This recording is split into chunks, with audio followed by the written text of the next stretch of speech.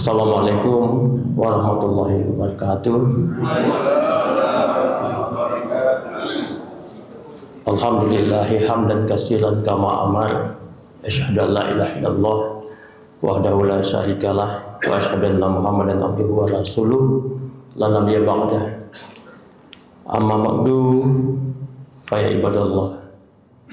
Asma'u qallallahu ta'ala fil Qur'anil Karim. A'udzubillahi minasyaitonir rajim. Bismillahirrahmanirrahim. Wal asri innal insana lafi khusr illal ladzina amanu wa amilus solihat wa tawassaw bil haqq wa tawassaw bis sabr. Shadaqallahul azim. Ada kebiasaan pada masyarakat Arab waktu itu, ketika sehari-hari bekerja, pada sore hari berkumpul-kumpul, seperti tradisi surau kan, lapau kita. Di mereka berkumpul pada sore hari, membicarakan persoalan-persoalan yang dihadapi pada hari itu. Jadi kebiasaan mereka bercerita. Salah satu yang dibicarakan adalah ketika hari itu mereka rugi, itu yang disalahkan adalah hari atau waktu atau masa. Misalnya ketika hari itu dia berdagang tapi rugi, lalu dia katakan hari sial gitu. Jadi hari yang sial. Kalau mereka misalnya tertipu, lalu dia katakan ya sial hari ini. Hal yang mungkin saat ini juga kita lakukan ya, kita dengar dan kita alami. Lalu turunlah ayat surat Al-Asri tadi. Ya, Allah mengatakan melalui Rasulullah SAW, wal asri. Allah bersumpah dengan waktu demi masa. Sesungguhnya manusia itu semuanya rugi, mengalami kerugian. Illal ladzina amanu wa amilus solihat wa tawassaw bil haqq wa tawassaw bis sabr. Kecuali orang yang beriman dan beramal soleh, saling menasihati dalam kebenaran dan saling menasihati dalam kesabaran. Berkait dengan apa yang Abu sampaikan pada subuh Kamis yang lalu, kita disuruh oleh Allah selalu menggunakan akal, karena kemuliaan manusia itu terletak pada akal. Tetapi sesungguhnya tidak cuma akal.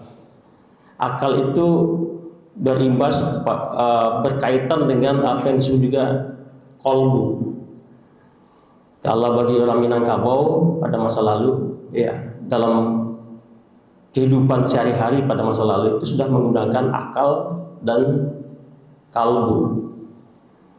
Akalnya menggunakan pareso, lalu kalbu itu adalah raso. Ketika mereka menggunakan akal, dia bisa menemukan kebenaran. Jadi soal kedua dulu. Jadi ada 3 sesungguhnya di dalam syarat seseorang manusia tidak rugi dalam kehidupannya adalah 3. Tadi iman, amanu wa amilus solihat, iman dan amal soleh. Kedua, kebenaran, nasihat tidak kebenaran, dan ketiga, kesabaran. Jadi 3 hal. Satu adalah God spot, kalau dalam Islam disebut ruh ilahiyah. Yang kedua, kebenaran diukur dengan akal, dan kesabaran diukur dengan hati. Jadi ada 3 basis kecerdasan manusia sesungguhnya yang menyebabkan orang nggak rugi. Rugi itu dari arti apa? Rugi dunia, dan juga ada yang mengatakan rugi di akhirat. Jadi rugi di dunia saja itu kalau mereka tidak menggunakan akal, kolbu, dan roh ilahiyah, iman dan takwa itu. Kalau di dalam ilmu modern disebut IQ, kecerdasan intelektual, EQ, kecerdasan emosional, dan ada SQ, spiritual question atau kecerdasan spiritual. Itu sesungguhnya yang terrefleksi di dalam surat tadi. Jadi mulai dari kebenaran diukur oleh akal. Orang Minang dulu sebelum mengenal Islam dia sudah menggunakan akalnya. Gabak di hulu tanduk ke hujan, cewang di langit tanduk ke paneh. Kalau misalnya kita punya kawan di daerah Kuranji, kita sudah berjanji, lalu janji tidak ditepati. Lalu kita tanyakan besoknya, Pak, kok enggak jadi berjanji datang ke patah? Ya kecian hari hujan ya. Masuk akal.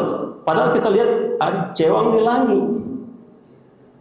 Hari itu cerah, cewang di langit. Seharian panen, tapi yang ngecean alasan hujan. Itu tidak diterima oleh akal, berarti nggak benar. Jadi nasihat-nasihat dalam kebenaran salah satunya kalau bagi orang Minang, kini hari gabak di hulu sadiulah payung sebelum hujan. Jadi terkait antara gabak di hulu tanda ke hujan. Oleh karena itu kalau bepergian sadiokanlah payung. Atau ketika Kaman Jamuah mengangkap jamuah, ternyata gabak di hulu ajan kakak jamuah kini hari ke hujan. Jadi waktu kita ketek akan atan hujan itu gabak di hulu. Jadi alam takamannya di guru itu tolok ukur kebenaran. Lalu apa intinya? Apalagi dalam situasi sekarang banyak hoax ya, banyak berita palsu, banyak berita bohong. Orang Islam, orang yang menggunakan akal tidak mudah dikecoh, tidak mudah dikelabui. Apa tolak ukurnya? Tolak ukurnya adalah panca indera. Kok dicaliak nampak, didangan berbunyi, dipaci taraso, dikecap di lidah taraso, kok asin manis segala macam. Lalu kok ambacang ya babaun kan gitu. Dalam hukum Minangkabau juga begitu. Bahwa sulih bak si pasin bajajak bak bakia yang betul ya. Babaun bak ambacang. Jadi tidak mudah dikelabui, dibohongi kalau kita menggunakan akal sehat. Jadi kalau datang ada penipu-penipu ke rumah, itu kita kalau menggunakan akal tidak. Itu kebenaran yang terbatas. Lalu apakah itu yang kebenaran? Orang Minang mengatakan nanbana. Dalam pituah adat dikatakan kamanakan barajo ke mama barajo ke panghulu barajo ke mufakat barajo ke nanbana, bana barajo ke alu jepatui. Itu pada tataran kehidupan dunia. Apa alur batik itu tadi? Sesuai alurnya kah? Dapat dilihat, dapat didangan, dapat dikecap, dapat dirasuan. Lalu mungkinkah? Ya bisa saja mungkin, tetapi ada tolak ukur lagi patui. Patui itu ada di kolbu. Lama dewa ketujuh diulang. Lalu sesuatu mungkin di kerajaan, tetapi diukur oleh lipatui apa enggak, lipantas atau tidak. Jadi tolak ukur kebenaran itu ada dua. Satu akal dan kedua kolbu. Makanya raso dibawa naik, pareso dibawa turun, baru sesuatu dinyatakan benar atau tidak. Lalu nasihat-nasihat di dalam kesabaran. Kesabaran itu juga berbasis pada kolbu, pada raso. Jadi orang Minang sudah menggunakan raso dan pareso dalam kehidupan sehari-hari pada masa lalu, dan itu masih berbekas sampai hari ini. Dan termasuk juga misalnya Pak Deden, walaupun basisnya asalnya bukan Minang, tetapi karena bergaul dengan orang Minang, dia raso paresonya sudah kuat. Makanya ada juga orang mengatakan lebih Minang dari orang Minang, kan ada juga gitu. Jadi tidak klaim hanya orang Minang yang memiliki itu, tetapi ketika seorang manusia sudah menggunakan raso dan pareso itu sudah kuat. Tetapi hanya rasul dan pereso saja ternyata bagi orang Minang nggak cukup. Seperti halnya Nabi Ibrahim. Nabi Ibrahim kan melihat waktu hari tapi ketika dia memprotes Raja Namrud dan masyarakatnya menyembah berhala. Berhala itu dibuat oleh bapaknya. Lalu dia protes, masa berhala yang kalian sembah?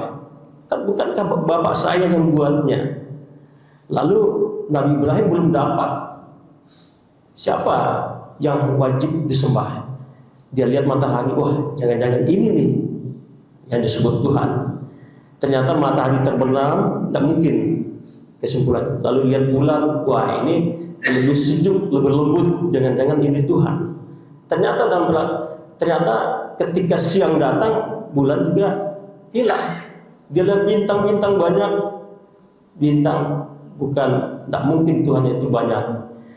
Akhirnya karena dia memang rasul, manusia dipilih oleh Allah untuk menyatakan itu, maka dia dapat kesimpulan. Semua yang dia lihat itu adalah makhluk, maka yang menciptakannya lah itulah Khalik, itulah Tuhan. Dia sampai kepada kesimpulan itu. Orang Minang sebelum datang risalah, dia belum sampai ke sana. Jadi makanya minggu yang lalu saya katakan orang Minang sudah Islami sebelum Islam datang melalui Rasulullah. Jadi ketika ayat-ayat Auliyah melalui Al-Quran ini belum sampai kepada mereka sudah Islami, tapi hanya basisnya adalah Rasul dan pereso, alam tak kambang jadi guru, dan seperti itu. Jadi ada juga yang mengatakan falsafah orang Minang kan alam tak kambang jadi guru pertama, jadi tidak sampai ke Tuhan. Lalu datang syarak, jadi syarak bahasa syarak, ada bahasa syarak bahasa kitabullah. Banyak yang bertanya dan mempertanyakan, kan adat lebih duluan dari syarak. Mengapa syarak menjadi sandi? Itu karena salah paham saja. Orang Minang kan dulu punya rumah gadang. Rumah gadang terbuat dari batu atau kayu. Mana duluan sandi dari rumah? Kalau rumah gadang, rumah kayu, rumah dulu, baru sandi diletakkan di bawahnya gitu. Jadi sandi itu kan batu. Jadi rumah lah selesai lah dibuat kerangkonya, baru balatan batu di bawah, jangkek diletakkan batu. Jadi sandi itu memang datang kemudian. Maka falsafah itu enggak salah. Jadi memang adat dulu baru syarak, tapi syarak datang menjadi sandi. Jadi jangan bayangkan sandi itu adalah pondasi ketika kita membangun rumah beton. Kalau rumah beton kan ya sandi, pondasi dulu. Tapi sandi bukan pondasi. Jadi begitu, orang Minang sudah menggunakan ayat-ayat kauniyah, tanda-tanda kesucian Allah yang ada pada alam. Lalu datang Islam, ayat-ayat kuliah. Salah satunya adalah yang kita bacakan tadi. Jadi ketika nasihat menasihati tentang kebenaran sudah, nasihat menasihati tentang kesabaran, kecerdasan emosional sudah. Datang Islam berisi God spot katanya, atau ruh ilahiyah. Jadi kecerdasan IQ, akal sehatnya sudah terbangun, kecerdasan emosionalnya sudah terbangun, tetapi kosong di sini.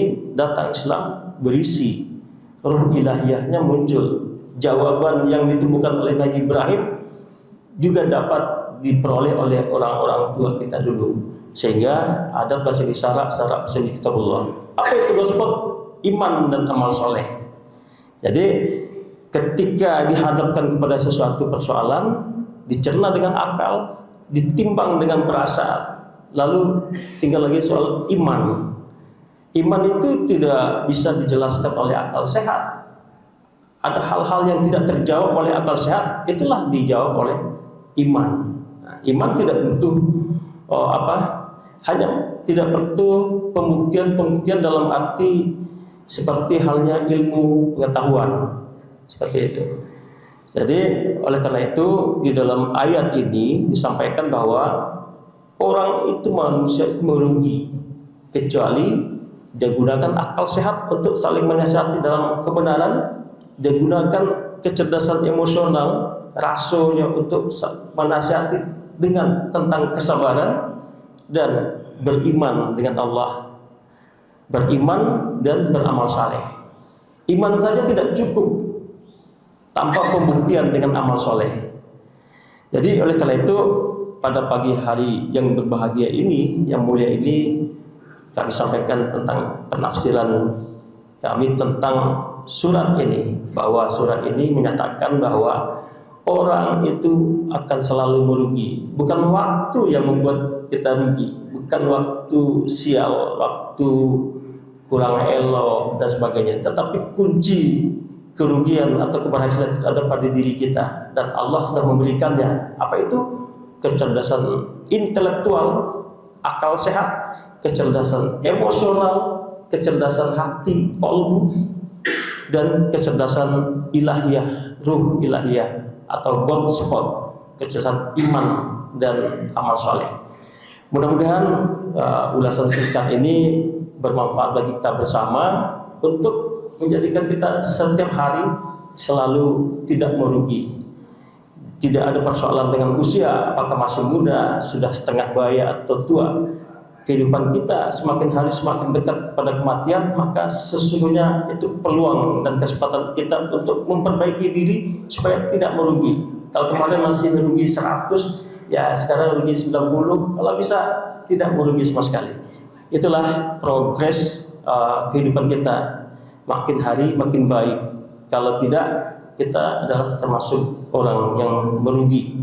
Karena hari ini kalau sama dengan kemarin, itu rugi kan? Nah, hari ini harus lebih baik dari hari kemarin. Hari ini lebih buruk dari hari kemarin, maka itu kecelakaan. Jadi itulah Bapak Ibu semua, mudah-mudahan ini bermanfaat. Allah meridai dan memberkati kita semua. Wabillahi taufiq wal hidayah. Wassalamualaikum warahmatullahi wabarakatuh.